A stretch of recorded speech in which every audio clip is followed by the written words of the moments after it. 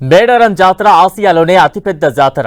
ఈ జాతర కోసం భక్తులు వివిధ రాష్ట్రాల నుంచి భారీగా తరలివచ్చి సమ్మక్క సారలమ్మ దేవతలకు మొక్కులు చెల్లించుకుంటారు.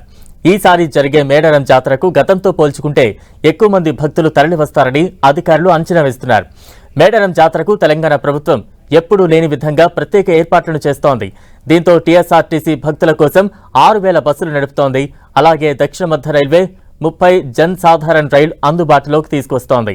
వీటితో పాటు మేడారంకు హెలికాప్టర్ సర్వీసులను కూడా అందుబాటులో ఉన్నాయి. ఈ హెలికాప్టర్ సర్వీస్తో భక్తులు తక్కువ సమయంలో మేడారం జాతరకు చేరుకుంటారు. 2 ఏళ్లకు ఒకసారి జరిగే ఈ మేడారం జాతరలో అనేక మార్పులు చోటు చేసుకున్నాయి. కొన్నేళ్ల క్రితం ఎడ్ల బండ్లతో మేడారం జాతరకు భక్తులు తరలి వెళ్లేవారు. కానీ ఇప్పుడు గంటల వ్యవధిలోనే మేడారం జాతరకు వెళ్లి వచ్చేలా రవాణా వ్యవస్థ అభివృద్ధి చెందింది. బస్సులు, రైళ్లు కాకుండా హెలికాప్టర్లో కుటుంబం అంతా మేడారం జాతరకు వెళ్లి సమ్మక్క సారలమ్మను దర్శించుకునే స్థాయికి చేరింది.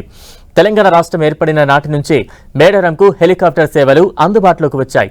జాతర ముగిశాక ఈ నెల 25 వరకు ఈ సేవలు అందుబాటులో ఉంటాయి. హనుమకొండ నుంచి హెలికాప్టర్ సేవలు అందుబాటులో ఉంటాయి. హెలికాప్టర్లో వెళ్లిన భక్తులకు ప్రత్యేక దర్శనం ఉంటుంది. మొక్కులు చెల్లించిన అనంతరం తిరుగు ప్రయాణం ఉంటుంది. అలాగే ప్రత్యేకంగా హెలికాప్టర్ జాయ్ రైడ్ కూడా ఉంటుంది. జాతర పరిసరాలను విహంగా వీక్షణం చేయవచ్చు. హన్మకొండ నుంచి మేడారం జాతరకు ప్రయాణికులు 28,999 రూపాయలు చెల్లిస్తే ఒక రౌండ్ ట్రిప్తో పాటు వీఐపీ దర్శనాన్ని పొందవచ్చు. హెలికాప్టర్లో ఒకేసారి 6 ప్రయాణించే వీలు ఉంది.